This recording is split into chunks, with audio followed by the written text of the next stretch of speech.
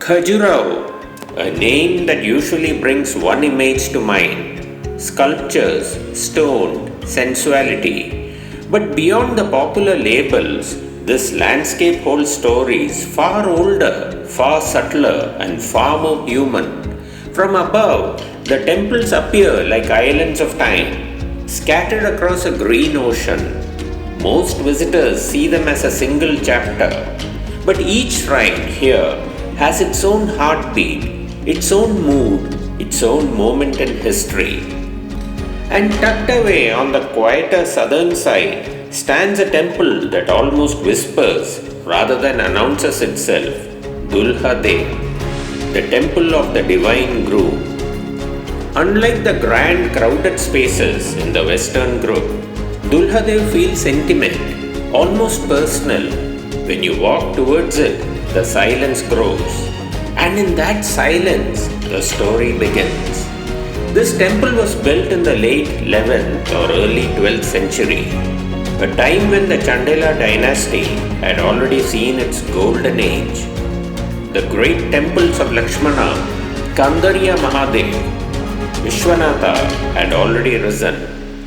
Their sculptures were at their peak, their artisans at their finest. But by the time Dulha Deo was built, things had changed. The empire was shrinking, resources were fewer, the world outside was getting harsher, politically and economically, and so the art also changed. What earlier was bold, extravagant, and overflowing with detail, here becomes gentle, restrained, and almost reflective.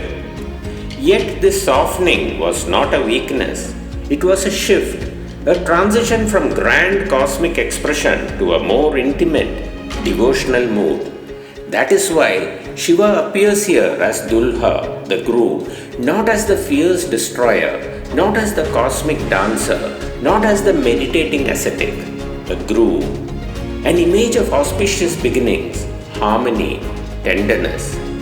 The symbolism becomes clearer when you consider the historical moment.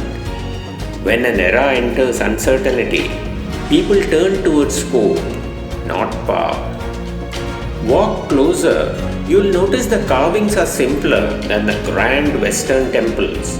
But simplicity is not emptiness. Look at the faces, the gestures, softened by time but still breathing.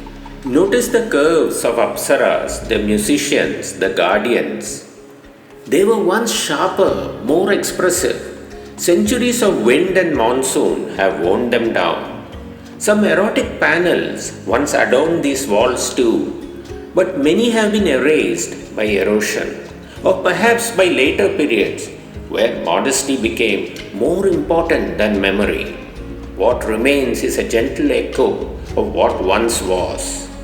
The architectural style also shifts subtly.